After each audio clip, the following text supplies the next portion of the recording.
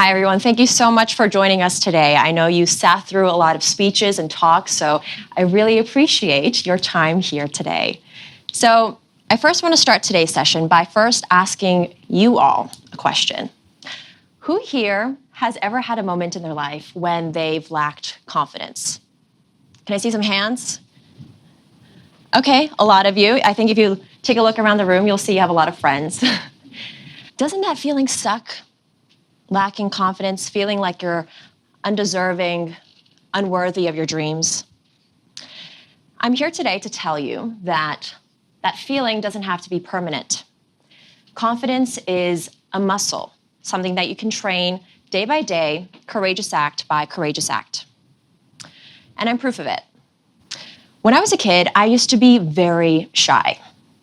A little hard to believe, I know, given the work I do now, speaking to millions of people on live TV. But I would hide behind my mom when I met strangers. I hated raising my hand in class, and I didn't really like making new friends. My parents always thought it was strange because at home, they knew me as this obnoxious kid, someone who was loud, opinionated. But as soon as I stepped out of the comfort of my own home, that confidence would disappear. Now, I think it's because of where I grew up, New York City. It's a privilege to be from a place that everybody knows, and like everybody knows, it truly is a melting pot of cultures. For the first few years of my life, I grew up in a place called Jackson Heights. Now, Jackson Heights was full of immigrant families like mine. But when I was 7, in 3rd grade, I moved to a place called Forest Hills. And as you can tell by the name, Forest Hills had a lot more space, more greenery, better education. And in Forest Hills, all of my classmates weren't immigrants. Suddenly, my name, just another immigrant name at my old school, became exotic. My bento boxes became exotic. Speaking a second language became exotic. And after spending weeks and months among all the Amy's and Anna's and Audrey's, I started to wish that I wasn't exotic, that I was normal, that I wasn't Asian. I carried around that self-hatred with me for a good 7 to 8 years. I stopped reading Japanese books, stopped watching Japanese TV, and I would even scribble a new name in my notebooks, Olivia Montgomery. Wondering why my parents didn't just give me a name like that, why they had to name me Hanako. I hated the name Hanako. But when I was 15, I finally came to terms with the fact that I can't ever erase the Asian from me, right? It's impossible to do that. But also, I met a wonderful teacher named Mori Sensei. Mori Sensei, she's not pictured here, that's just me, looking much younger. Mori Sensei was my geography teacher at my Japanese Saturday school. And she was unlike any educator I'd ever had. She was fun. She didn't make us do homework, she didn't care if we studied for tests, and she would sometimes let us speak English in class, which was very taboo at Japanese Saturday school. But she did make us do one thing: sing. Now, I want you to picture that. A teacher and our 2 students, and I said yes, 2, because it was just me and my best friend in Chusan singing, when the class next door is busy taking a kanji test. A little surreal, right? But Mori Sensei had a plan.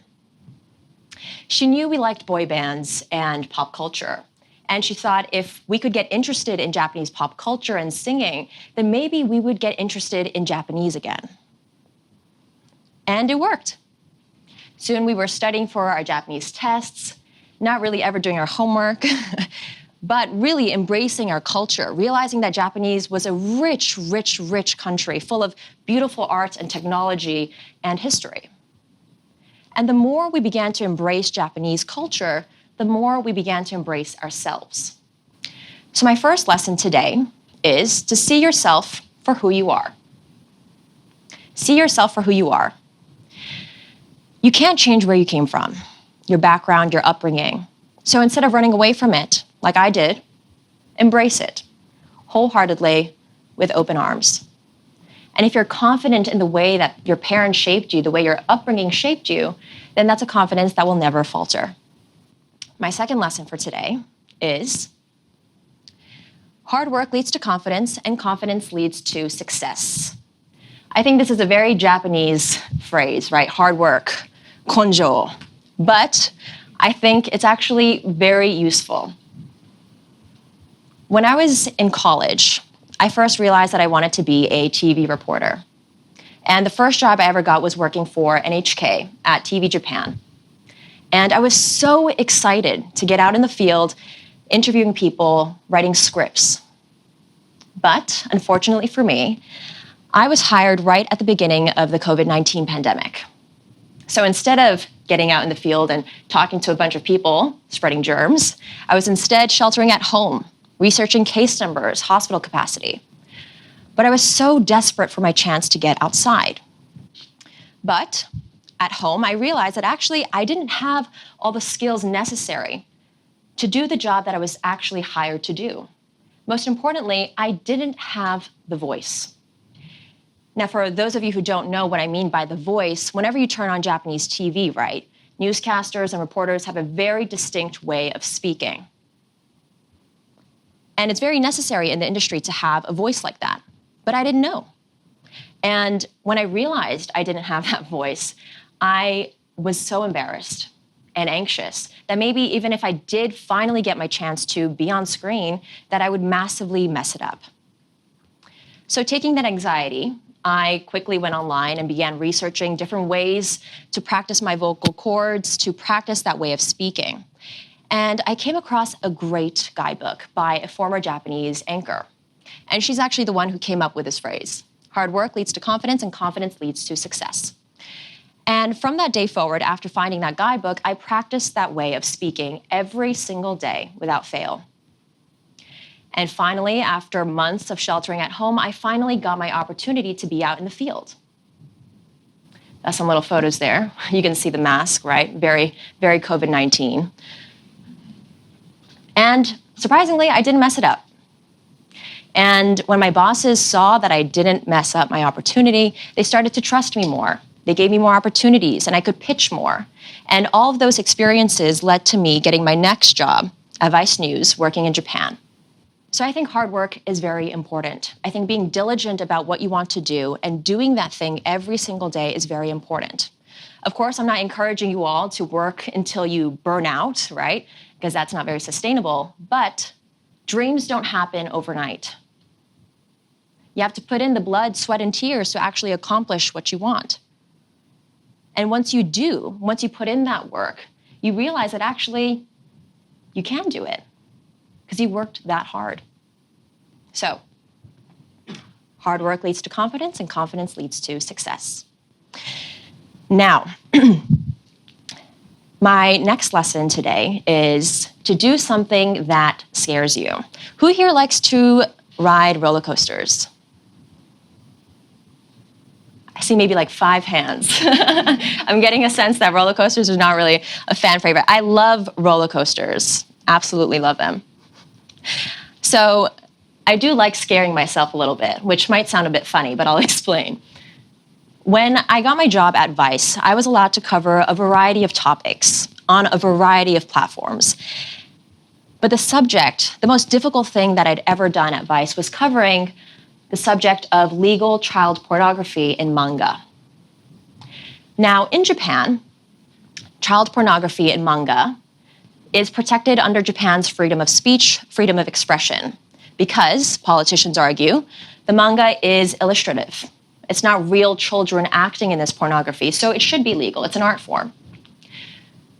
But in the US, where I predominantly grew up, this manga is highly illegal. Even owning just one book can land you several years in prison, depending on the state you're in.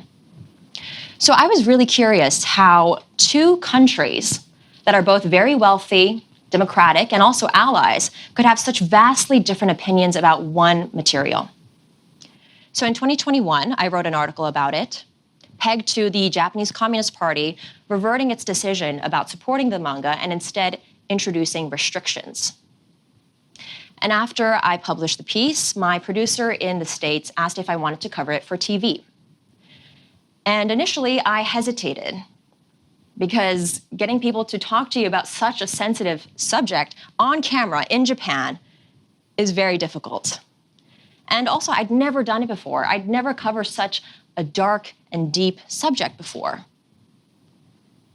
But I said yes because I thought the story was better told, and that feeling of wanting to tell the story was bigger than my initial fear. So after spending several weeks and months reporting and researching, we finally put together a piece, and it aired in 2022. And I thought that would be that. I thought we would move on with our lives and move on to the next project. But to my surprise, that piece actually got nominated for an Emmy. And it was a huge surprise to me because I thought Emmys would go to subjects about conflict, about war, American politics, not about manga. I was also surprised because throughout that entire process of researching and reporting, I was petrified. I was so scared that I would mess up, that I would be missing a piece from a bigger puzzle, that I wouldn't be doing justice to my subjects, to my interviewees, to the audience. But getting that kind of recognition from the industry, from my colleagues and bosses, made me realize that actually maybe that fear worked as a catalyst. Maybe it pushed me out of my comfort zone and made me more confident. It made me more accountable. It made me do a better job as a journalist. And to my surprise, a couple months later after getting that nomination, we won the Emmy. And at the age of 24, I became one of the youngest people to ever win a National News Emmy. And in that same period, I also became one of the youngest people to ever be hired by CNN as an international correspondent. So, do the thing that scares you. Yes, fear is something that most of us like to run away from. But actually, I think it's an opportunity for you to push yourself out of your comfort zone and test your abilities and helps you grow. So do the thing that scares you. Now, in 2023, of course, I had these huge highs of winning the Emmy, of getting my job at CNN, but I also had massive lows. I got laid off from my job at Vice after the company went bankrupt. So me and all my colleagues were out of a job, and I knew it wasn't my fault or my colleagues' fault, but I couldn't help but wonder that maybe if we had done things differently, maybe we would have all kept our jobs. It really diminished my confidence as a journalist, as a person. And that layoff also left me at a crossroads. I knew that I could either A, continue to try to find a job in an industry that continues to shrink year by year, especially when it comes to international news, or I could go with plan B, find a job in a completely different industry, like advertising. And I seriously considered option B. I even took a couple of job interviews. But deep down, way past all the self-doubt that was clouding my judgment, if I was getting really, really honest with myself, I knew that journalism was where I wanted to be, where I needed to be, that despite all the hardships and hurdles facing our industry, it's actually the best job in the world. It's such a privilege to be a journalist. And when I realized this, and when I was getting really honest with myself, I also recognized that actually losing my job didn't really matter that much. Vice didn't matter. Job titles didn't matter, because my dream of being an international reporter was bigger than that. And when I realized this, I started to hold myself more accountable. I realized that in order to make the next step in my career, I was missing very key skills and also connections. So when I got laid off, I started to work different odd jobs in the industry. I worked as a translator, producer, reporter, writer, you name it, anything. And also, I tried to meet more people. And when the time came to finally meet the hiring managers who would give me a job, I think they recognized that I was being honest, that there was a passion there that couldn't be denied. So, be honest with yourself. Lying will only set you back. It'll make the others around you mistrust you. Now, my last lesson for today is to verbalize what you want.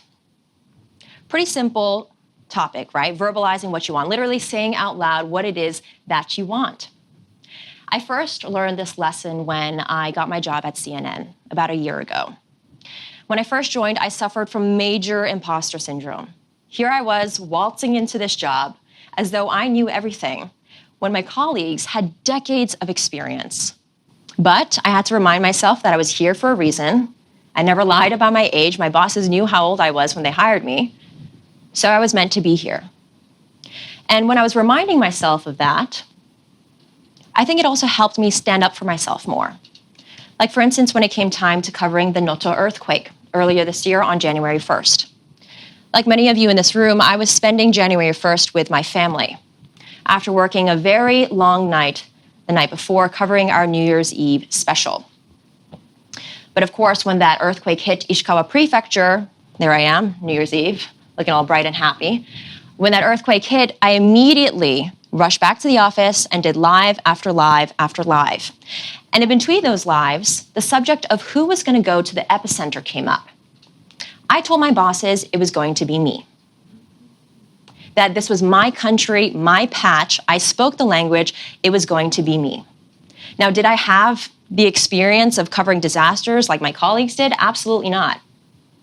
Do I regret raising my hand and volunteering myself? Absolutely not. Because even though I was scared to initially do it, by verbalizing what I wanted to my colleagues, to my bosses, they trusted me more. And it, again, held me more accountable because I actually had to do the job that I was set out to do. So verbalize what you want. Otherwise, people will never listen to you. Now, I want to end today's session by leaving you all with one final thought. I think when we talk about successful people, we often think that luck is a huge part of it. And while that might be true, I also think behind every successful person is the belief that they're the best person to do that job. It's also about execution and action. Take, for instance, Shohei Ohtani, right? Who doesn't love Shohei Ohtani? But if he were hired to join the MLB right out of graduating high school, would he have had as successful of a career as he's having right now? Absolutely not. But because he's putting in the work day by day, week by week, month by month, he is that successful. And confidence is the same thing. Do the work every single day, and sooner or later, you'll be the ones raising your hands. No hesitation. Thank you.